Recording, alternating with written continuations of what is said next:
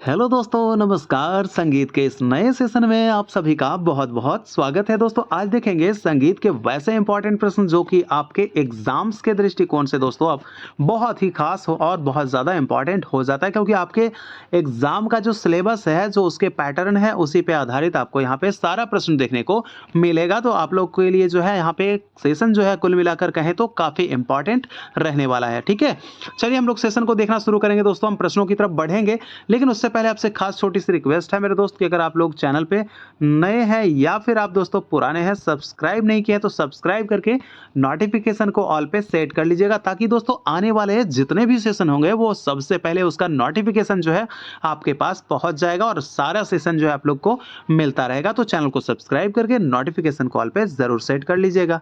तो चलिए देखेंगे हमारा पहला प्रश्न यहाँ पे मेरे दोस्त। पहला प्रश्न क्या पूछ रहा है कि छोटी सवारी ताल को अन्य किस नाम से जानते हैं।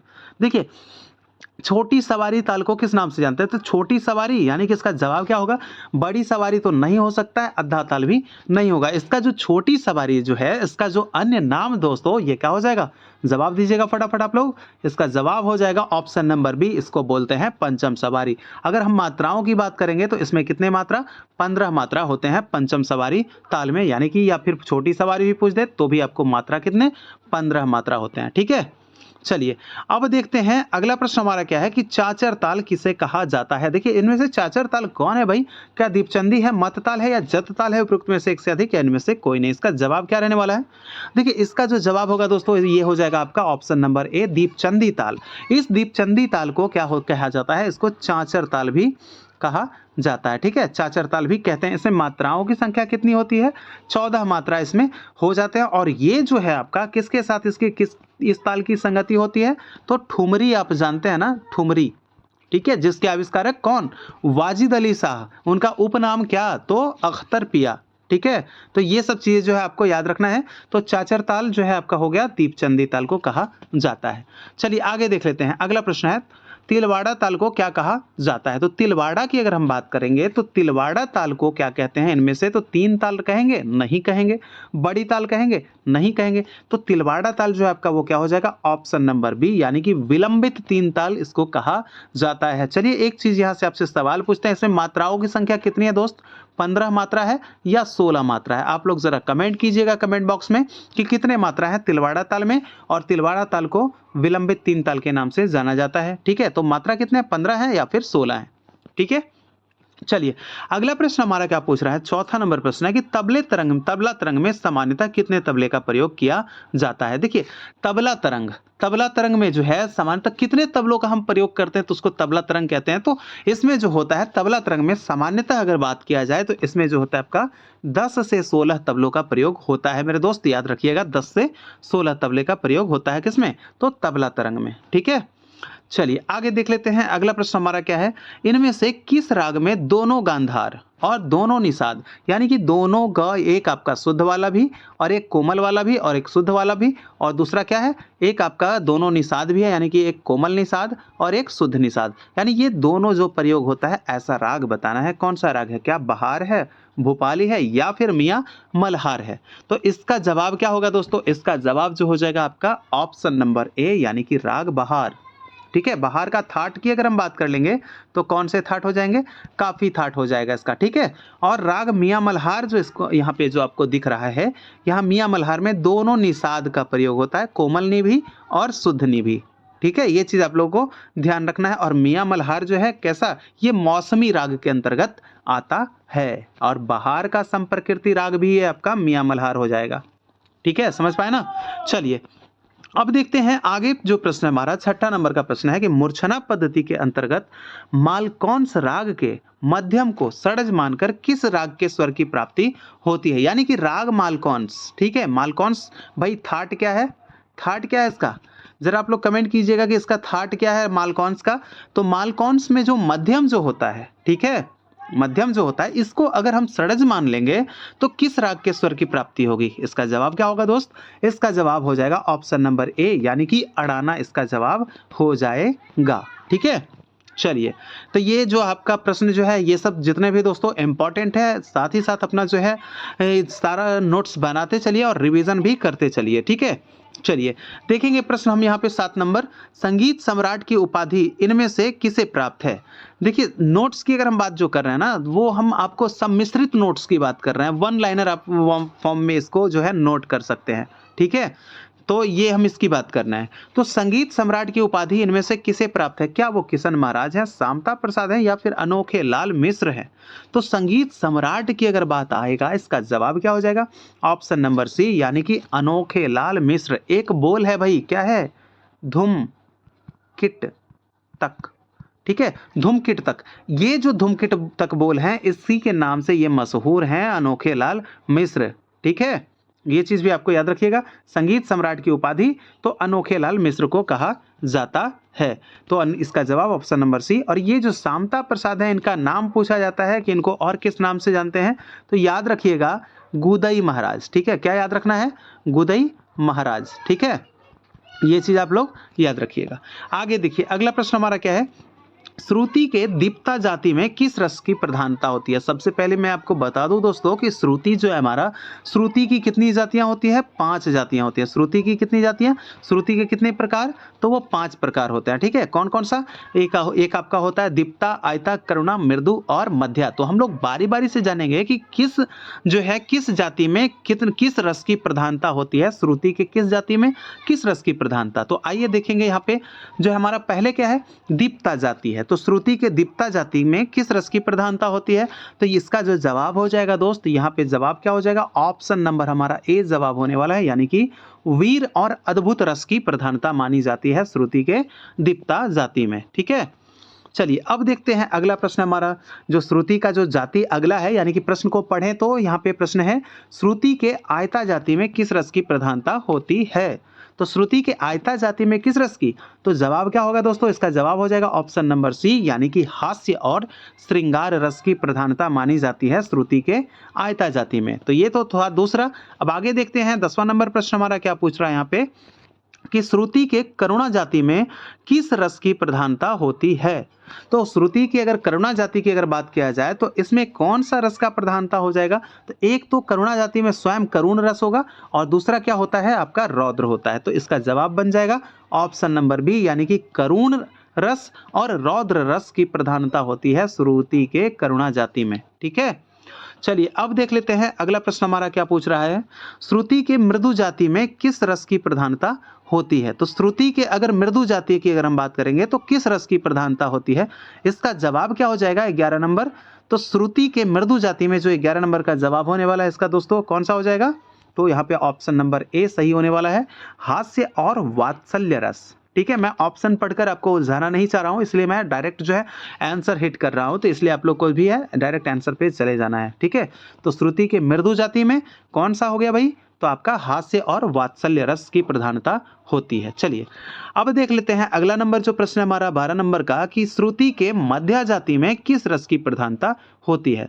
तो मध्या की अगर बात किया जाए, तो ये 5वां है, तो इसमें जो है अंतिम वाला में क्या होता है, तो ये जो होता है आपका ऑप्शन नंबर सी दोस्तों, याद रखिएगा शांत होता है, ठीक है। मध्य वाला यानी बीच वाला शांत, यानी कि मध्या जो है आपके शांत रस को दर्शाता है, शांत रस की प्रधानता होती है। जैसा कि आप लोग जानते हैं कि रस के बारे में भरत ने नाट्य शास्त्र में 6ठे अध्याय में बताया था 8 रसों के बारे में, ठीक है, क्लियर। चलिए अब देख लेते हैं अगला जो हमारा 13वां नंबर प्रश्न है, ये क्या पूछ रहा है दोस्त। तो 13वां नंबर देखेंगे, तबला नवाज की उपाधि किन्हें दी गई। भाई तबला नवाज की उपाधि किन्हें दी गई, क्या कंठे महाराज, किशन महाराज, राम शंकर दास, या फिर एक से अधिक, या उपरोक्त में से कोई नहीं। जवाब क्या होगा दोस्तों, तो ये जो तबला नवाज जो है ना भाई, तबला नवाज, इसका जवाब आपको याद रखना होगा कि ये जो है आपके किशन महाराज हो जाएंगे, ठीक है।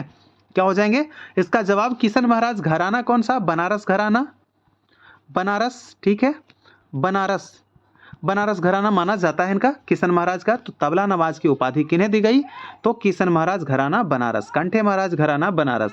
देखिए राम शंकर दास का नाम पूछा जाता है एग्जाम्स में आपके, कि इनका मूल नाम क्या है। तो राम शंकर दास के अगर मूल नाम की अगर हम बात करेंगे, तो ये आप लोग याद रखिएगा पागल दास, ठीक है, पागल दास, पागल दास पखावजी, यानी इनको क्या कहते हैं, पागल दास पखावजी। ये पागल दास क्या बजाते थे, पखावज वादक हैं भाई, याद रखिएगा पखावज वादक हैं ये, चलिए अगले प्रश्न की तरफ हम देखेंगे। 14 नंबर प्रश्न है कि किस ग्रंथ में रसों के आधार पर राग वर्गीकरण का उल्लेख मिलता है। देखिए यहाँ क्या जवाब होगा आपका, ये तो आपको पता होना चाहिए कि नारद हैं, ठीक है। इसका जवाब जो होने वाला है नारद होने वाला है। तो यहाँ पे देखेंगे कि किस ग्रंथ में रस के आधार पर राग वर्गीकरण का उल्लेख मिलता है। अगर ऐसा पूछे कि किसने उल्लेख किया है रसों के आधार पर राग वर्गीकरण का, तो नारद ने किया है। ग्रंथ भाई तो संगीत मकरंद, जवाब हो जाएगा ऑप्शन नंबर ए संगीत मकरंद। यही एक ग्रंथ है आपको, यही इसी में आपके लिए क्या बताया गया, स्त्री राग, पुरुष राग और नपुंसक रागों की भी चर्च की गई है नारद के ये संगीत मकरंद में, ठीक है, याद रहेगा ना।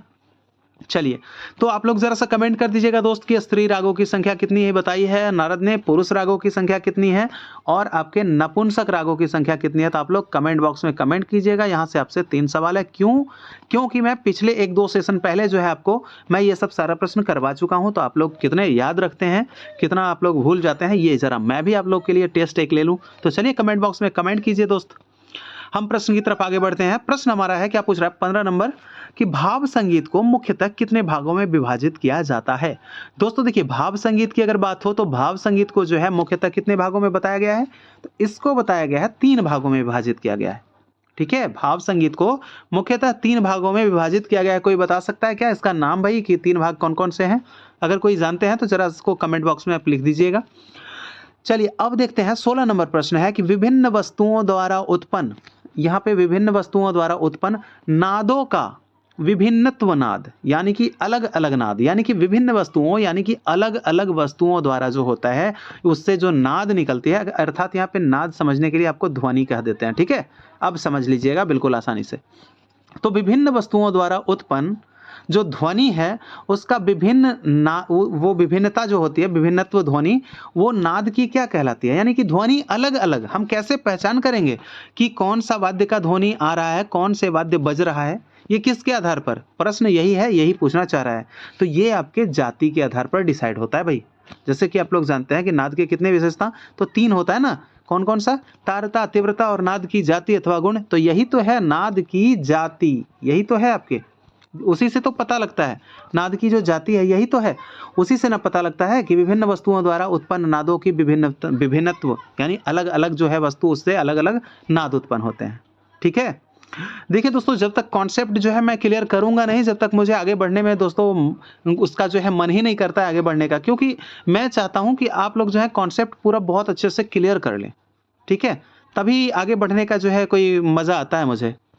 चलिए देखते हैं अगला प्रश्न 17 नंबर, पाश्चात्य संगीत का शुद्ध स्वर सप्तक किस राग के समान माना जाता है। पाश्चात्य संगीत, इसको मैं क्या बोलेंगे, वेस्टर्न म्यूजिक, ठीक है, याद रखिएगा वेस्टर्न म्यूजिक इसको बोलेंगे। इसमें क्या कहा जाता है कि शुद्ध स्वर सप्तक किस राग के समान है। क्या काफी, बिलावल, भैरवी, क्या होगा दोस्त? इसका जो जवाब हो जाएगा, इसका जवाब हो जाएगा भाई क्या होगा, ऑप्शन नंबर जो हमारा हो जाएगा बी, यानी कि बिलावल, ठीक है। ऑप्शन नंबर बी यानी कि बिलावल जो है हमारे यहाँ का क्या है, शुद्ध थाट माना जाता है, ठीक है। और यहाँ भी क्या है, तो शुद्ध स्वर सप्तक किस राग के समान है, तो वहाँ बिलावल, ये हमारे बिलावल के समान है। हमारा बिलावल भी शुद्ध है और उनका शुद्ध किसके समान है, तो बिलावल के ही समान है। अब आइए आगे आपके लोगों के लिए एक प्रश्न हम यहाँ पे ऐड किए हैं। क्या किए हैं देखिए, पाश्चात्य संगीत में शुद्ध स्वर सप्तक को क्या कहते हैं, समझ पाइएगा इस चीज को, अभी हम बताते हैं।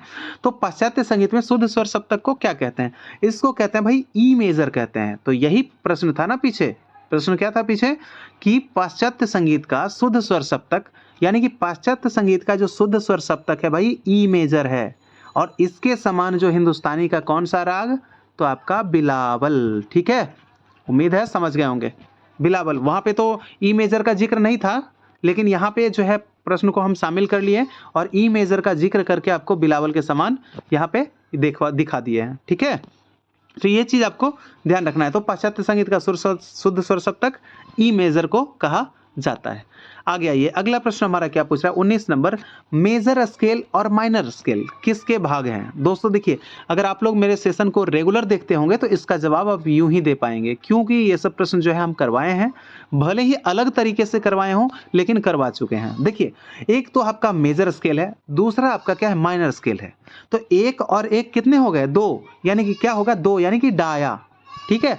डाया का अर्थ कितना हम बताए थे, 2 बताए थे, और 2 में आपका कौन सा हो रहा है, 1 और 1 2, तो 2 में क्या होगा, डाया, तो डाया फॉर डाई, तो डायटोनिक स्केल के भाग हैं। तो डायटोनिक स्केल के कौन कौन से भाग हैं, एक मेजर स्केल और दूसरा माइनर स्केल। ठीक है, चलिए आगे देखिए 20 नंबर प्रश्न हमारा क्या पूछ रहा है, तान मुख्य रूप से कितने प्रकार की होती है। वैसे तो तान बहुत सारी होती है भाई, गमक सरोक की तान, फिरत की तान, बहुत सारी तानें हैं, वक्र तान, तो ये सब तानें जो हैं बहुत सारी हैं।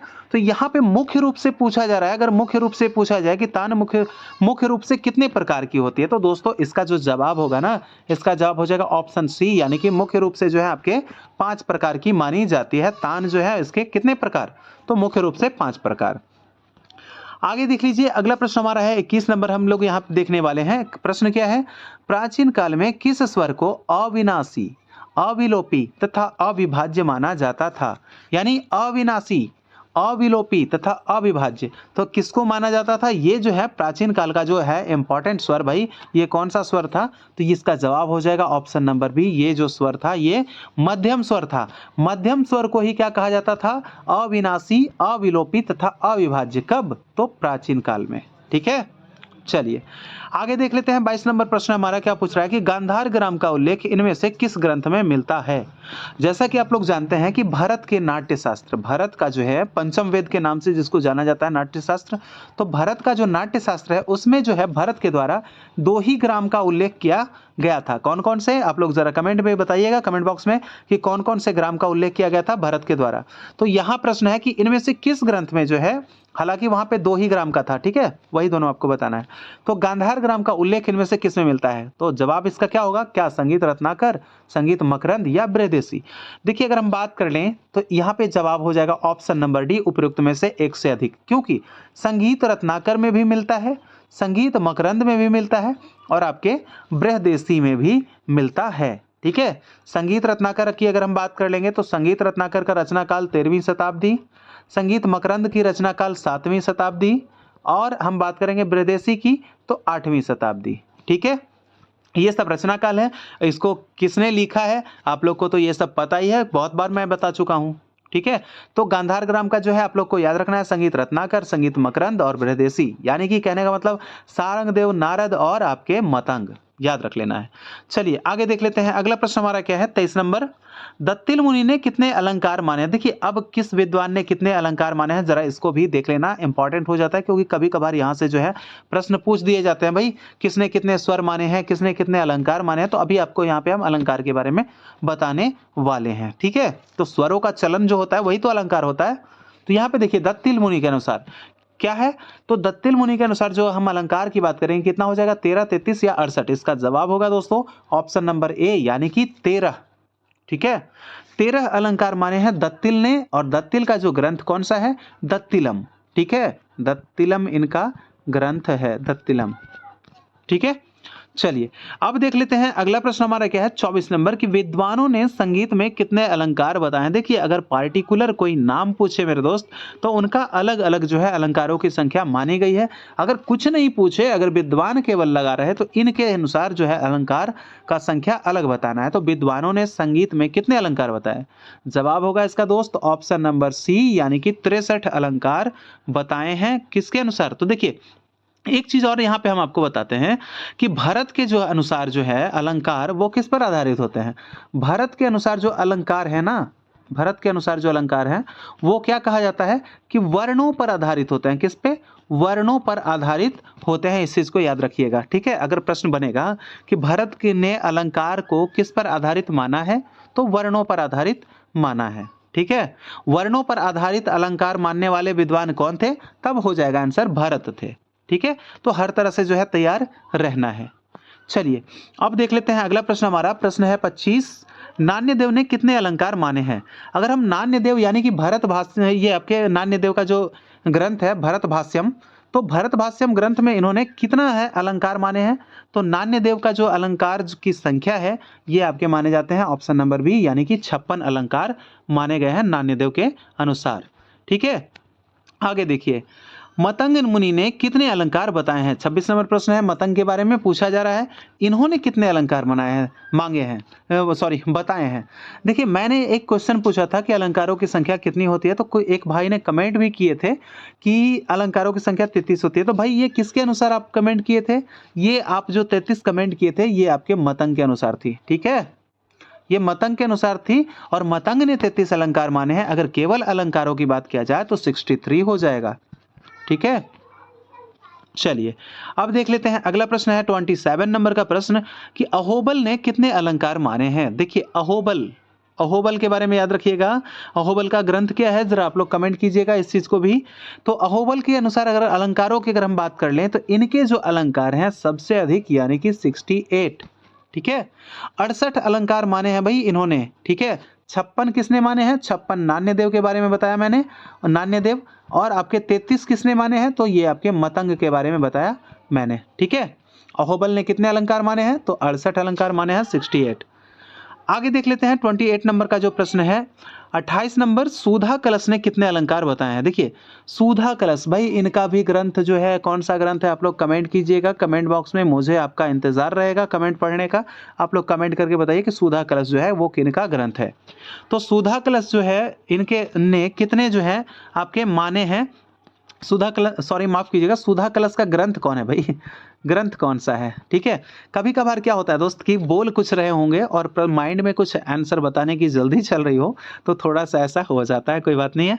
आप लोग अगर बने रहते होंगे हमारे साथ, हर सेशन को देखते होंगे तो छोटी मोटी जो गलतियां हैं जो होती है हो जाती है कभी कभी अनजाने में, वो आपका सुधर जाता होगा, ठीक है। अगर भाई एक बार देखकर चले गए तो शायद कोई गलती से गलती आपने देख लिया, तो भाई अगला सेशन अगर नहीं देखोगे तो कैसे क्लियर हो पाएगा, ठीक है। वैसे दोस्तों गलतियां ज़्यादा कुछ होती नहीं, कभी कभार जो है बुक के अनुसार अगर हो जाए तो प्लीज़ माफ़ कीजिएगा, बाकी ऐसा कुछ है नहीं।